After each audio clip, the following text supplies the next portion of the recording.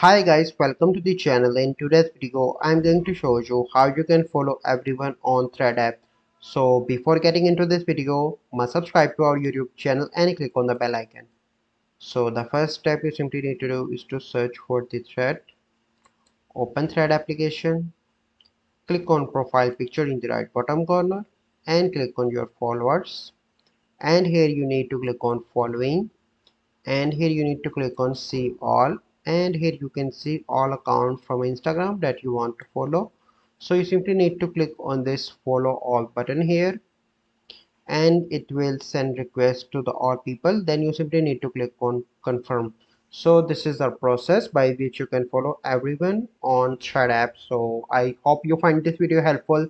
If you find this video helpful, must like this video, subscribe to our YouTube channel for future videos. We'll see you in the next video. Thank you, have a good day.